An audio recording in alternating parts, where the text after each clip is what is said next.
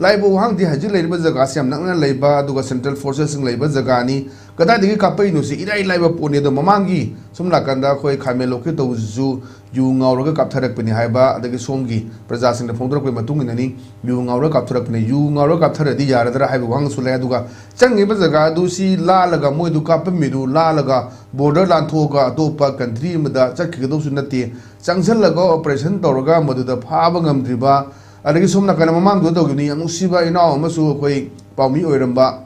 IFCD tabak torba IBCD tabak toba somerendro koi changi budu hajibu thi phangdana masazu phangde gari ji phangde mayam leiribani duna hariba jaga du dai leiribani security force sankhal laga chopper bu sinagera kari sinage haji president du leiribani maduni mayam na pamnari maduna tammo yi mamang mak du ne sai MPB bon haido yamna coordinate tawrakanda adu macha thakiba attack la haibaduni aduna mayam si adagi amuko leiriba lup taruk mayam sina sidaida India yi khud jawi central government khud jawi na mayam tore mayam sini kasai ju point thabigna लेरिबा central forces सिंग सी कइदोबो लेनो हाइबदुनि म्याम जे हंगैसे साइदि करे हम थमनि लाइबा सेंट्रल फोर्सेस म्याम जे कइदोबो लेरिगे हाबसिनि अखोगी जित मसिस दा पर्सपेक्टिव अमनि तोना येम तब दा अखोगी सेंट्रल फोर्सेस से अमा खतोइन उबे यादि है जे थमजगे बा आम दा साने फल लेरी आर्मी लेरी बीएसएफ लेरी सीआरपीएफ ने सेंट्रल फोर्स स्टेट किसु स्टेट किना फॉर्चुनेटली डीजी ना लो कमांड तोबन अदगी सेंटर के लेकान से दा अखोगी लेबसे कमांड स्ट्रक्चर से तोआन तोआन लो लेयो मोय मसे जे coordinate तौदेव BSF namani CRPF namani adagi asane phala mani adi ki mui order se CRP na tawdu asane phala chaloi aduna sumane irang torokta di mayam na haibadane neutral force hai neutral force aduga unit chu ama khatam hoiba adi command se makhan pim na taba ama khatam hoiba adi ma prajada responsible hoiba adumba ma thammu yam tuin haiba adagi moina hai kan da maga moina haibase haiba central force waina thambase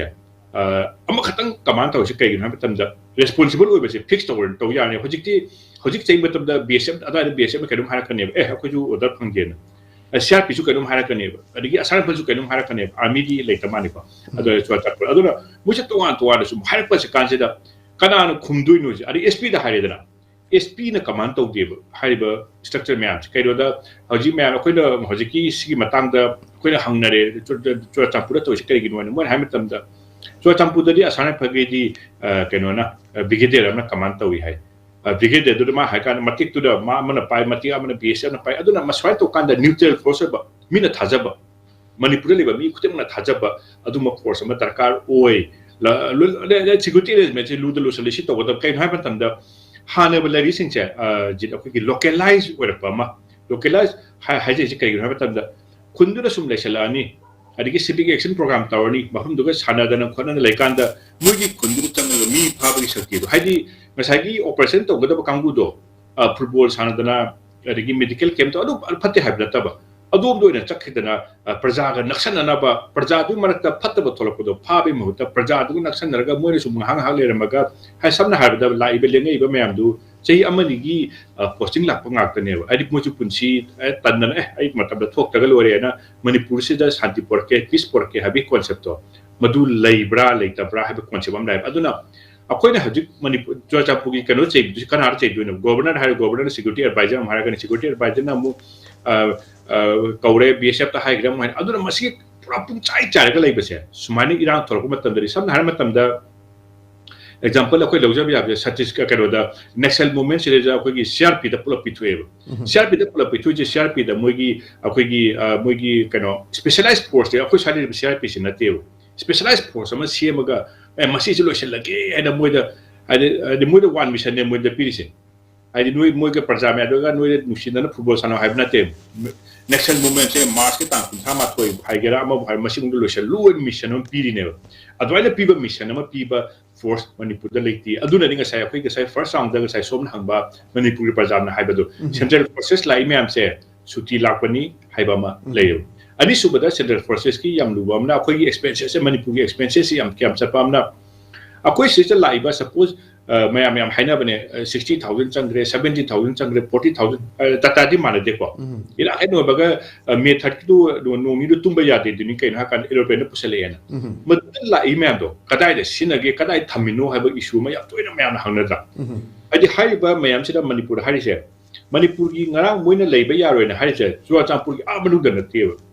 ꯆꯥꯎ ꯒꯤ ꯈꯨꯒꯥ ꯗ ꯄꯥ ꯗꯥꯏ ꯗ ꯅꯠꯇꯦꯕ ꯕꯤꯁꯅꯨꯄꯨꯔ ꯒꯤ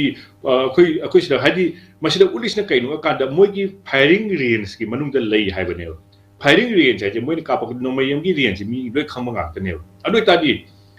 ꯇꯝꯄꯥꯛꯀꯤ ꯑꯀꯣꯏꯕꯗ ꯂꯩꯔꯤꯕ ꯐꯥꯔꯁ ꯍꯤꯜ ꯔꯦꯟꯖꯦꯁꯁꯦ ꯃꯁꯤꯗ ꯁꯦꯅꯤꯇꯥꯏꯖ ꯇꯧꯕ ꯍꯥꯏꯅ ꯌꯥꯝ ꯐꯖꯕ ꯋꯥꯍꯜꯂꯣꯟꯗ ꯁꯦꯅꯤꯇꯥꯏꯖ ꯇꯧꯕ ꯍꯥꯏꯅꯤ ꯑꯗꯒꯤ ꯌꯥꯝ ꯐꯖꯗꯕ ꯋꯥꯍꯩꯗ ꯃꯤꯂꯤꯇꯔꯤ ꯗꯣꯃꯤꯅꯦꯁꯟ ꯍꯥꯏꯅꯤ ꯑꯗꯣ ꯃꯁꯤ ꯁꯦꯅꯤꯇꯥꯏꯖ ꯇꯧꯔꯒ ꯑꯩꯈꯣꯏꯒꯤ ꯊꯥꯏꯅ ꯀꯣꯚꯤꯗ ꯃꯇꯝꯗ ꯁꯦꯅꯤꯇꯥꯏꯖꯔ ꯌꯥꯝ ꯇꯣꯏꯅ ꯍꯥꯏꯈꯤꯕꯅꯤ ꯁꯦꯅꯤꯇꯥꯏꯖꯔ ꯍꯥꯏꯖꯔꯒꯦ ꯑꯩꯈꯣꯏ ꯚꯥꯏꯔꯁꯀꯨꯝꯕꯁꯦ ꯍꯥꯠꯄꯗ ꯁꯦꯅꯤꯇꯥꯏꯖ ꯇꯧ ꯑꯗꯨꯅ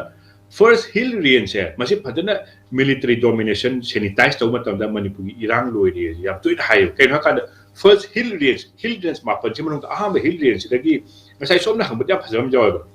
ꯑꯍꯥꯟꯕ ꯍꯤꯜ ꯔꯦꯟꯖꯇꯒꯤ ꯀꯥꯞꯄꯝꯃꯒ ꯃꯥꯅ ꯂꯥꯟꯊꯣꯛ ꯆꯦꯟꯁꯤꯟ ꯏꯄꯣꯝ ꯃꯥꯄꯟꯅꯦꯕ ꯏꯄꯣꯝ ꯃꯥꯄꯟ ꯂꯥꯟꯊꯣꯛꯑ ꯆꯦꯟꯈꯤꯕ ꯅꯠꯇꯦꯕ ꯃꯇꯣꯟꯗꯒꯤ ꯀꯥꯞꯄꯛꯄ ꯅꯠꯇꯦ ꯕꯔꯃꯥꯗꯒꯤ ꯀꯥꯞꯄꯛꯄ ꯅꯠꯇꯦ ꯃ꯭ꯌꯥꯟꯃꯥꯔ ꯆꯥꯏꯅꯥꯗꯒꯤ ꯀꯥꯞꯄꯛꯄ ꯅꯠꯇꯦꯕ ꯑꯩꯈꯣꯏ ꯀꯣꯟꯊꯣꯡꯗꯒꯤ ꯀꯥꯞꯄꯝꯕꯅꯦꯕ ꯑꯩꯈꯣꯏ ꯀꯣꯟꯊꯣꯡꯗꯒꯤ ꯀꯥꯞꯄꯝꯃꯤ ꯃꯌꯥꯝꯁꯦ ꯃꯗꯨ ꯃꯁꯤꯅ ꯇꯥꯛꯄꯗꯤ ꯁꯤꯀ꯭ꯌꯨꯔꯤꯇꯤ ꯑꯦꯔꯦꯟꯖꯃꯦꯟ ꯂꯩꯇꯦ ꯍꯥꯏꯕ ꯑꯃ ꯇꯥꯛꯑꯦꯕ ꯑꯗꯨꯒ ꯃꯁꯤꯁꯤꯗ ꯑꯅꯗꯔ ꯏꯁꯨ ꯑꯃ ꯑꯩꯈꯣꯏꯒꯤ ꯁꯤꯟꯁꯤꯌꯔꯅꯤ ꯃꯁꯤ ꯃꯣꯏꯅ ꯍꯥꯏꯕꯗꯤ ꯀꯩꯅꯣ ꯍꯥꯏꯀꯥꯟꯗ ꯇꯤꯔꯦꯟ ꯕꯦꯁ ꯑꯣꯄꯔꯦꯁꯟ ꯍꯥꯏꯕ ꯑꯃꯁꯨ ꯍꯥꯏꯌꯦꯕ ꯑꯩꯈꯣꯏ ꯇꯝꯄꯥꯛꯇꯗꯤ ꯍꯥꯏ ꯁꯥꯕ ꯍꯥꯏꯗꯨꯅꯤ ꯍꯧꯖꯤꯛ ꯈꯨꯠꯂꯥꯏꯁꯦ ꯇꯛꯈꯠꯇꯅ ꯐꯥꯏ ꯃꯤꯁꯨ ꯆꯠꯄ ꯌꯥꯕ ꯅꯠꯇꯦ ꯈꯤꯇꯪ ꯇꯧꯕꯗ ꯑꯩꯈꯣꯏꯒꯤ IDP ꯐꯥꯎ ꯅꯨꯄꯤ ꯐꯥꯎ ꯐꯨꯗꯔꯤꯅꯦꯕ ꯑꯩꯈꯣꯏ ꯁꯤꯗꯗꯤ ꯃꯣꯏꯗꯨꯗꯗꯤ ꯃꯣꯏꯅ ꯍꯥꯏꯔꯒ ꯆꯤꯡꯅꯤꯅ ꯍꯦꯛꯇ ꯅꯥꯟꯊꯣꯛꯈꯤ ꯍꯥꯏꯕ ꯑꯗꯨ ꯑꯣꯏꯇꯥꯔꯗꯤ ꯇꯤꯔꯦꯟ ꯕꯦꯁ ꯑꯣꯄꯔꯦꯁꯟꯁꯦ ꯑꯩꯈꯣꯏꯒꯤ ꯅꯦꯛꯁꯦꯜ ꯃꯨꯚꯃꯦꯟꯇ ꯇꯧꯔꯤꯕ ꯃꯤꯖꯣꯔꯥꯝꯗ ꯇꯧꯔꯤꯕ ꯖꯝꯃꯨ ꯀश्मीꯔꯗ ꯇꯧꯔꯤꯕ ꯑꯗꯨꯅ ꯇꯤꯔꯦꯟ ꯕꯦꯁ ꯑꯣꯄꯔꯦꯁꯟꯒꯤ ꯁ꯭ꯄꯦꯁꯦꯂꯥꯏꯖ ꯑꯣꯏꯕ ꯑꯦꯖꯦꯟꯁꯤ ꯅ꯭ꯌꯨꯇ꯭ꯔꯦꯜ ꯑꯣꯏꯕ ꯑꯃ ꯊꯝꯕ ꯗꯔꯀꯥꯔ ꯑꯣꯏ ꯍꯥꯏꯕꯁꯦ ꯃꯁꯤ ꯃꯌꯥꯝꯁꯦ ꯄꯨꯂꯞ ꯗꯔꯀꯥꯔ ꯑꯣꯏ ꯑꯗꯒꯤ ꯑꯃꯅ ꯑꯦꯛꯁꯄꯦꯟꯁꯦꯁꯀꯤ ꯑꯩꯈꯣꯏ ꯉꯁꯥꯏ ꯍꯥꯏꯕꯗ ꯆꯤꯊꯍꯧꯕ ꯑꯃꯅ ꯑꯩꯈꯣꯏ ꯁꯤꯗ ꯂꯦꯡꯉꯛꯏꯕ ꯃꯌꯥꯝꯁꯦ ꯑꯩꯈꯣꯏ ꯑꯦꯛꯁꯇ꯭ꯔꯥ ꯄꯩꯁꯥ ꯇꯤꯡꯉꯦꯕ ꯑꯩꯈꯣꯏꯅ ꯒꯣꯔꯃꯦꯟꯅ ꯄꯩꯁꯥ ꯄꯤꯔꯤꯅꯦꯕ ꯍꯥꯏꯗꯤ ꯖꯋꯥꯟ ꯑꯣꯏꯔꯒꯅ ꯑꯗꯨ ꯑꯣꯐꯤꯁꯥꯔ ꯑꯣꯏꯔꯒꯅ ꯑꯗꯨ ꯖꯋꯥꯟ ꯑꯣꯏꯔꯒꯅ 6,000 9,000 ꯑꯗꯒꯤ ꯀꯩꯅꯣꯅ 19,000 ꯍꯥꯏꯗꯤ ꯑꯣꯐꯤꯁꯥꯔ ꯑꯣꯏꯔꯒꯅ ꯑꯁꯨ ꯀꯥꯏꯅ ꯃꯤꯁꯤꯡꯁꯤꯒꯤ ꯄꯩꯁꯥꯗꯣ ꯄꯥꯕꯤꯕꯗ ꯊꯥ ꯑꯃꯗ ꯂꯨꯄꯥ ꯀꯌꯥ ꯆꯠꯀꯦꯅ ꯃꯗꯨꯒꯤ ꯑꯦꯛꯁꯄꯦꯟꯁꯦꯁ ꯃꯌꯥꯝꯁꯦ ꯒꯣꯔꯃꯦꯟꯅ ꯇꯤꯡꯉꯤꯅꯦꯕ ꯑꯗꯨꯒ ꯊꯕꯛꯇ ꯀꯩ ꯁꯤꯅꯦꯗꯨ ꯈꯪꯗꯕ ꯄꯩꯁꯥ ꯃꯤ ꯑꯃꯃꯝꯗ 10,000 ꯑꯦꯛꯁꯇ꯭ꯔꯥ ꯄꯤꯔꯒ ꯑꯩꯈꯣꯏꯁꯦ ꯊꯝꯃꯤꯕ ꯂꯦꯞꯄꯤꯕ ꯂꯩ ꯃꯌꯥꯝꯗꯣ ꯆꯨꯝꯅ ꯁꯨꯝ ꯂꯦꯞꯄꯒ ꯑꯩꯈꯣꯏ ꯏꯃꯥ ꯏꯕꯦꯟ ꯐꯨꯅꯕ ꯊꯝꯗꯣꯏ ꯇꯥꯔꯗꯤ ꯀꯥꯟꯅꯔꯛꯇ꯭ꯔꯦ ꯑꯗꯨꯏ ꯁꯔꯨꯛꯄꯨꯗꯤ ꯅ꯭ꯌꯨꯇ꯭ꯔꯦꯜ ꯑꯣꯏꯕ ꯂꯩꯇ꯭ꯔꯒꯅ ꯑꯩꯈꯣꯏꯒꯤ ꯉꯥꯛꯆꯅꯕ ꯑꯩꯈꯣꯏꯒꯤ ꯃꯤ ꯄꯨꯊꯣꯛꯆꯔꯛꯀꯦꯗꯣ ꯃꯁꯥꯅ ꯍꯥꯏꯕ ꯇꯥꯕꯅꯤ ꯍꯥꯏꯕꯁꯤꯃ ꯑꯩ ꯃꯊꯪꯒꯤ ꯁꯤꯅ ꯁꯨꯃꯥꯏꯅ ꯊꯝꯖꯒꯦ